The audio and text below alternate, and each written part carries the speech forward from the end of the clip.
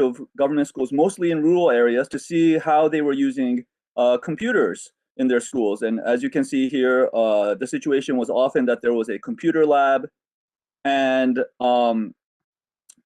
here you see 3 children per computer.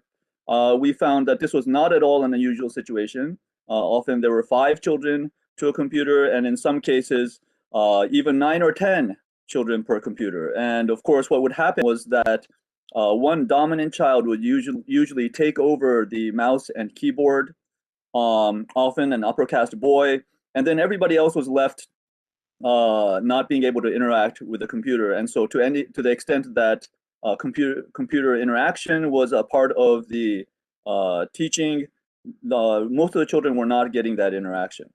So we thought we'd come up with a very simple technology design that would allow us to change the situation. And the idea was basically to allow every child to have a mouse. So in a single computer, you could plug in multiple USB mice, and then on screen, we changed the software so that multiple cursors could be shown in different colors. And very quickly, children were able to figure out which mouse controlled what cursor, and then they could play educational games, like the one shown here.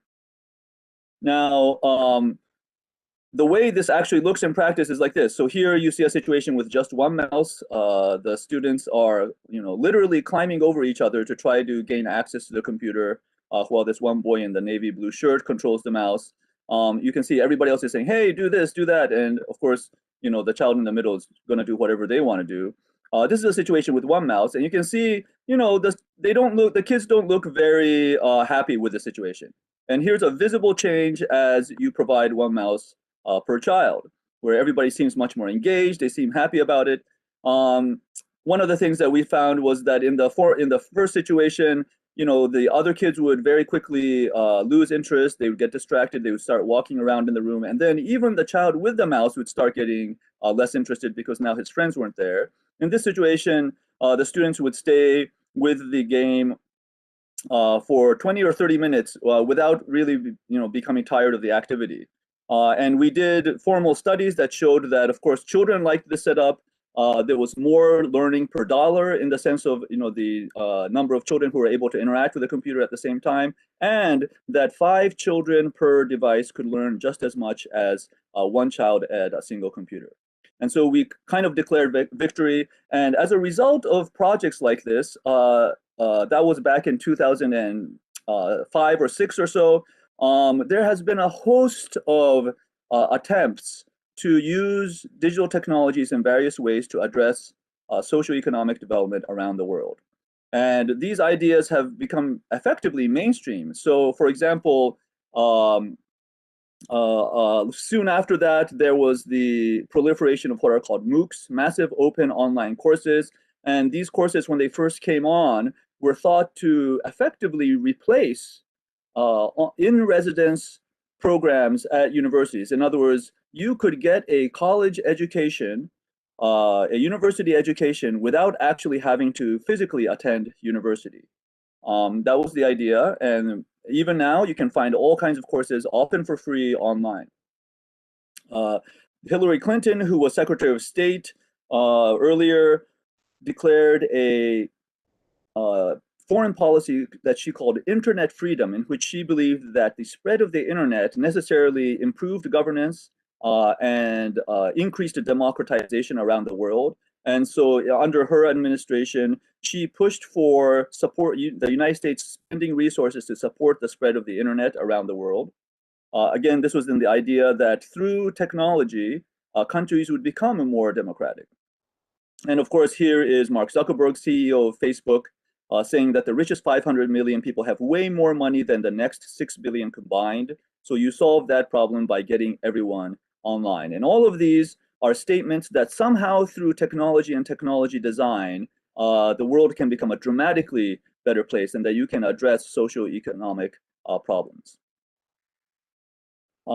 This was so much a part of the belief and I think even the theme of this event that companies like IDEO, which are famous in design, basically are claiming that through human-centered design, all problems, even the seemingly intractable ones like poverty, gender equality, and clean water, can effectively be solved. And so the question that I want to raise in this talk is really whether that's really true, or whether we have to be a little bit more thoughtful about how we apply design to address social problems.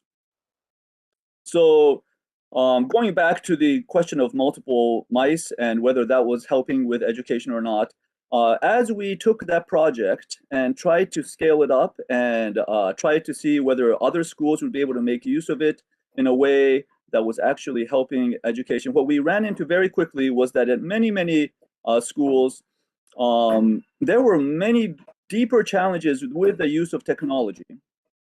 So in this case, what you see is a computer which is in a horrible state. There's dust everywhere. The cover to the desktop is basically taken off. In this case, some of the cables were chewed up by rats and so forth. And the school system was unable to effectively maintain their computers.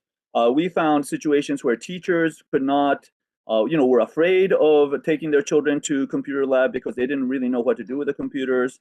We found situations where headmasters would leave computers locked up in a closet because they were afraid that if they broke the computers, they would be liable, and so on and so forth. And ultimately, what we discovered time and time again was that institutional challenges undercut any of the capacity for the technology to really have meaningful impact. And so even though we had something that was a reasonable technology design, the impact of that design was always limited by institutional challenges. And I saw this kind of problem over and over and over again. During my 5 years in India, I oversaw probably over 50 different research projects, all trying to use some form of digital technology design to address problems in agriculture, healthcare, governance, education, livelihoods, and so forth. And in most cases, while we could show positive research results in a very constrained setting with researchers overseeing the project, as soon as we tried to scale up these projects, we ran into the kind of challenges that I talked about in the previous slide. And in fact, there's a myth that technology by itself can address social challenges. And so I want to take a moment to kind of take a step back and actually look at how technology has contributed or not in the world at large. So this is a graph of the rate of poverty in the United States, according to the United States Census Bureau. And in the bottom green line, what you see is the rate of poverty for over the last 60 years. And if you were to extend this graph back to 1945 or so, what you would see is that there has been a steady decline in the rate of poverty until 1970 or so. And then since then, the country's fight against poverty has basically stagnated. It has not really budged between 12 and 15% or so. And of course, recently, as a result of the pandemic, it has gotten worse. Now, over the last 50 years, we have also seen an explosion of digital technology innovations, and these innovations have gone mainstream. And so if you have any conception that technology by itself can address things like problems like poverty, then this juxtaposition of information about the rate of poverty and technology design should be at least cause for doubt. Basically, the technology by itself is not really helping the rate of poverty. Now, I'm not saying that necessarily that the technology has caused the poverty rate to stagnate. I don't think that's true. But effectively, what's happened here is that for whatever reason, the rate of poverty has not changed much, and it's not. No matter how much great technology we have, we've ultimately gone through a golden age of digital technology. It has not ultimately contributed to a decline in poverty. And we can see the same thing in terms of inequality. These divergent lines basically show that inequality has gotten worse. This is again in the United States, despite the fact that we have more technology. In the early days of social media, people used to say that thanks to social media, people would get to know others who had different kinds of views. They would empathize with each other, and ultimately we would converge and come to an agreement about what we should be doing. But in fact, exactly the opposite has happened with the ability to communicate more with different kinds of people. What ends up happening is we are all communicating just with people who already agree with us, and so as a result, political polarization has gotten worse, not better. Sometimes people say, well, with technology, maybe we can contribute to sustainability. Maybe we'll save, paper because we don't have to print things out. We can read things online. We don't have to travel as much and so on. And, because of the pandemic, we're seeing a little bit of that. But in reality, we haven't really changed too much in terms of our resource use. If anything, over the same years when we've had more digital technology, our rate of fossil fuel consumption around the world has kept increasing. And my guess is as soon as the pandemic is over, we will be back at these rates again. And so all of this is to say that the promises of technology improving the world through technology invention and penetration has not actually happened. And the way that I think about how to explain this, how can you explain how so many of us gain some value out of technology and yet it doesn't seem to systematically have a positive impact on society, is that for the most part, technology only amplifies underlying human forces. So with respect to things like poverty, to the extent that our societies, our governments are not focused on eliminating poverty, the technology doesn't have an underlying social force to amplify. And so even though we have great technologies that could be put to use for that purpose, they are not having that impact. Similarly, for sustainability, as a global society, I don't think we have set our mind to really addressing the challenges of resource depletion. And so again, despite the fact that our technology could be helping with that, it has not been put to that purpose, and so on and so forth. So now I want to take a slightly different direction and think about, why is it that our technology designs don't in and of themselves lead to some of the societal changes that we are seeking? And I think there are many reasons for this, but to the extent that is relevant for designers, I think the one thing we really need to do is critically examine the assumptions of design and what we teach young designers. So one question is, what are designers taught? And one way that you can look at this is through textbooks or introductory readings that designers are asked to read to understand how they go about design. These are textbooks in human-computer interaction, which is a field that I'm very familiar with. And of course, that field talks a lot about design and conveys the importance of design. Over on the right, you see this book by Don Norman, who's very well known in this field with respect to trying to understand design. And so let's take a look at what these textbooks explain as the process of design and what the goal of designers are. So first let's examine what they claim the problem is. In all of these books, what you'll see is that there's an emphasis on finding problems and things that cause frustration or failure for people. And so you see words like catastrophe, frustrating, frustration, incomprehensible, trouble, complications, again, unnecessary troubles, and so on. And so the way that designers see the world is that there are certain classes of problems that cause frustration for people. The solution then is to create artifacts that fit in with our lives seamlessly, that are easy and effective to use, that are pleasurable, enjoyable, and that can be used without any trial and error. And of course, the approach is the following. So if you're trying to come up with solutions along those lines, then in order to design something, we need to understand people's capabilities and limitations. And I particularly want to emphasize this last one from Don Norman, again, arguably one of the most influential people working in design today. So he says, human-centered design puts human needs, capabilities, and behavior first, then designs to accommodate those needs, capabilities, and ways of behaving. And this is a very important sentence. We have to accept human behavior the way it is, not the way we would wish it to be. In other words, mainstream design teaches designers to assume that human beings have certain desires and capabilities, and that those capabilities and desires should not be touched, right? Because by trying to expect that people will change, you're making whatever you design will effectively not be used because people don't want to use it because it doesn't fit in with their habits. And so this is the kind of core of what mainstream design teaches designers, is that it is about solving external problems so that things become easier for people without expecting people to change. So now I want to switch direction and talk about social impact. So what is social impact? What is social change? When we talk about social innovation, what exactly is it that we are expecting from the world?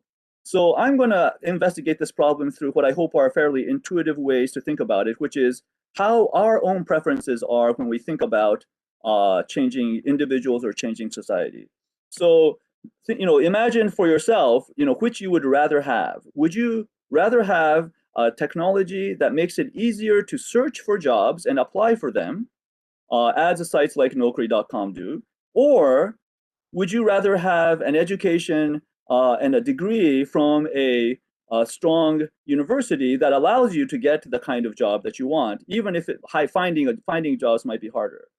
Now, for most people, I would guess it's the latter. You can make it as easy as you want to find a job, but if you don't have the qualifications, you'll never get them. Whereas, even if finding jobs is a little bit more difficult and you don't have technology that enables that, if you have the right kind of background, then you will be able to get the jobs that you want.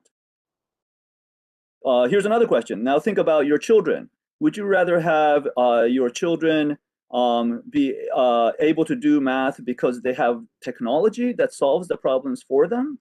Or would you rather that they're able to do mathematics because they understand the mathematics and can work things out on pen and paper? Of course, it would be great if they can also use the technology to assist them. But you don't want the technology to replace their own capacity to do mathematics. What you want is somebody who's able to understand the underlying ideas and then can use the technology to their own advantage. And in the real world, the reality is that we can create technologies that do people's work for them. But ultimately, if the more that happens, the more employers will stop hiring people and employ machines to do the jobs, not that through the development of technology, more human beings actually get hired. So again, human capacity is the thing that really matters in an employment kind of situation. And what about with respect to things like corruption? So, would we rather have a world in which it's easy to report corruption through technological means and to identify when corruption happens? Or would we rather have a bureaucracy in which corruption doesn't exist because the people who are running that bureaucracy are people with integrity and honesty and ultimately not interested in corruption? And again, I think as a society, it's very clear which of these two we would want. So the thing that I hope is clear through these kinds of questions is that social impact is actually about causing an internal change in people so that they can do the right thing even when it's difficult. And if you compare these two things between what designers are taught and what social impact is, you'll find that there are almost polar opposites on certain dimensions. So where mainstream design is about solving external problems, social impact is about causing internal change. Where mainstream design's goal is to make things easier for people, social impact is really about changing people so that they are willing to do harder things. And in mainstream design, the goal is to accommodate people so that you're not expecting them to have to change in any way. Whereas social impact is arguably directly about changing people. In fact, if there's no change in people, it's not clear that you've achieved any form of meaningful social impact. So what does this mean for design? In the case of design, I would say that we have to really investigate the underlying assumptions that we ourselves are taught as designers and which we teach other designers, so that they see the world in at least two different categories, which is to say, are we designing an artifact for the sake of making life easier for people, or are we designing something else so as to help cause a positive change in people and institutions? And so, of course, there's all kinds of problems that we could be addressing through design. These days, an obvious one that is at top of mind for so many of us is the coronavirus. And the fact that it is so rampant is, on the one hand, there's a medical challenge in the sense of having to come up with a vaccine. But short of that, the question is, are there things we can do? Now, of course, there's a category of design in which we can think about, okay, how can we design, for example, better mobile phone applications to do contact tracing? Or how can we design better systems that, alert policymakers to where there might be outbreaks and things like that? But there are also ways that we can address this problem through strengthening our public health institutions, through making sure that our leaders make good choices with respect to the virus and things like that. And those are two very different classes of problem solving. In one, again, there's a technology-centric way of addressing the solution, which hopefully causes some external change that we hope will address the problem. But the other is more people-centric. And again, the idea is to change people and their behaviors so that the problem is addressed. And for every category of large society, large of social impact, I would say that we are often presented with these kinds of differences. Now, I'm not saying that one is necessarily bad. I do think that there's a space for technology and artifact-based design that can address social challenges. But I think even there, we need to be very careful about how we think about the technologies that we design and what role design might have. So where mainstream design is about giving people more of what they want, design for social impact has to be about trying to change people, whether it's to erode people's bad habits, changing policies in a certain way, or inspiring people to grow and do things that they wouldn't otherwise do. And where human-centric design for the mainstream is often about understanding people as individuals. In social impact, we actually have to understand people in a far more complex way. So for example, with something again like the coronavirus, it's not just individual decisions that matter, but how we make decisions as a society and how people act in groups that has a huge impact. In design of things and artifacts and technologies, oftentimes, if we make something easier for people, they will certainly be happy to pay for it because it makes their life easier. One of the challenges with design for social impact is that as much as human beings want to grow, they are not often willing to invest the time or the resources to make that growth. And I'll say even specifically for myself, I might know, for example, that exercise and good nutrition are good for me, but it's a daily battle to do those things in the way that I believe I should be doing. Whereas things like watching more movies that I like to watch are very easy for me to do and where I'm willing to pay for those things. And then finally, much of the work that mainstream design thinks about is often usable in an artifact as a technology, as something that is compact and tangible. Whereas a lot of the times in design for social impact, we have to think more in terms of a larger social system in which technology may play a role, but ultimately we have to think about how to influence people, how to nudge people to become better versions of themselves. So if you believe in this idea that technology only amplifies underlying human forces, then what design should really be focused on for social impact is to build positive human forces or to build on existing positive forces so that any technologies we might design amplify those positive human forces. So I want to next talk about 3 ways in which design can actually affect social impact. The first one is, in fact, for people who are thinking about design of artifacts and technological artifacts. I think there's a place for that. But the most useful way to think about that kind of design, again, for social impact goals, is to think in terms of trying to amplify the work of organizations that are already having some kind of social impact. So in this photograph, what you see is a project called Digital Green that is currently headed by a man named Rikin Gandhi. And he basically designed a way to use how-to videos to help farmers practice better, more productive, more sustainable agriculture. And his main insight was that through creation of 10-minute how-to videos that featured local farmers, and then using those videos in a group learning context with farmers, that they were more likely to be persuaded to take up the practices that were featured in the video. And one thing that we have learned through now about 15 years of this work is that the technology cannot be used in itself. In other words, you can't just put these how-to videos on YouTube and expect that farmers will absorb it, even though these days increasingly they have access to that kind of media. But instead, what you have to do is do the whole thing. You have to produce videos locally, have farmers as participants in the video production, as actors in the videos, and then you have to organize these learning sessions with farmers so that they're able to come together and discuss what they see in the video. So in other words, the technology by itself doesn't cause the positive impact. It's this organizational process that is done entirely in partnership with agriculture extension organizations, which then uses a video as a way to amplify that work. So in this case, both in India and in Ethiopia, we have been able to use this kind of approach to help farmers learn and with measurable impacts on their livelihood.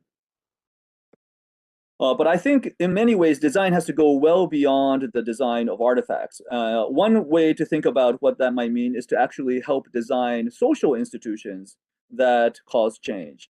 So this is a photograph of Patrick Ewia, who is the founder of Ashesi University in Ghana. And he was a Ghanaian American who was frustrated with the way that higher education worked in Ghana. And so after a successful career in the technology industry, he moved back to Ghana to establish a new kind of university that was modeled on his own undergraduate college experience in the United States. And through building and designing this university, which was simultaneously trying to take the best of international university educational systems, but also tailored to the context of his home country, he was able to set up a university that is now a beacon of higher education in Ghana and even across many countries in West Africa. And so this is a situation where the design of a social institution was ultimately what was important. And I think, again, the goal here is to change people, is to help students become more knowledgeable, capable, and more ethical versions of themselves, rather than simply to design a physical artifact that they use. And then finally, I think there are ways in which systems can be designed so as to align with existing human aspirations. And that often means, again, thinking in terms of a larger system that involves both people and technologies, and not necessarily just the artifact in itself. So this is an interesting project that has been going on in India in several states, particularly in the north, and it's called the No Toilet, No Bride campaign. So for many, many decades, people have been trying to get communities, especially lower income communities in the country, to use toilets. And for various reasons, these efforts have failed. Oftentimes, people have existing habits of where they go to the bathroom, and why many people in those contexts think that it's not a particularly sanitary thing to have a toilet in your house, and then to go to the bathroom in your house in the same space that you cook in, and so on. And so there's a cultural resistance to using toilets. Acknowledging that resistance, what a few states have done is basically link the idea of a toilet to middle class aspirations. And so in this particular campaign, what they do is they run ads on television and so on, where potential husbands are basically told that their wives should not move into a house that doesn't have a toilet, and they will have local actors and actresses basically acting out a scenario where a potential bride refuses proposals to marriage unless the man has a toilet in their house. And as a result of this kind of campaign, in which basically the idea is to not argue about toilets on the basis of public health and sanitation, but suggest that it is a middle class and upper middle class thing to have a toilet in their house, and that people have a natural aspiration to that kind of lifestyle. And so hooking into that aspiration, this program has actually shown a dramatic increase in the rate of the use of toilets and the building of toilets.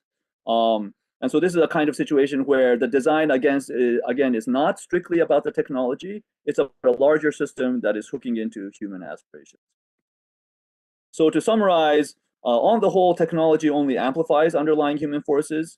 And to the extent that mainstream design is about solving external problems that accommodate human needs, I believe that it is very difficult for design to actually have social impact, because social impact is actually about not the accommodation of people's desires, but the attempt to help change them and to grow them in a way so that people, again, become better versions of themselves. So to the extent that design is interested in supporting social impact, we want to find ways for design to either build human forces so that they're more positive, or to build on existing human forces such that any technologies that might be designed amplify existing efforts. Thank you very much. And I'll take questions. Dr. We have one question. First one is, well, the fundamental question that's triggered here is, are these technological innovations relevant and consciously derived? What value do they really add if not formulated for a greater good?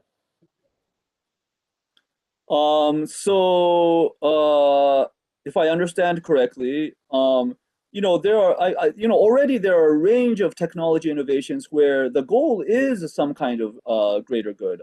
That is the goal. But I would say so much of that positive intention is not ultimately impactful.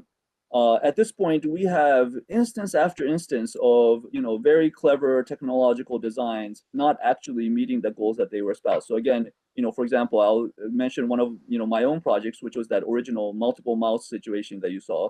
We went in with a very strong desire to improve education in government schools. But ultimately, even though we came up with what seemed like a clever idea, it didn't have an impact, not because the technology was bad, but because there are other challenges in government education that were not being addressed by that particular solution. And so until those institutional challenges are addressed, it doesn't really matter how good the technologies are.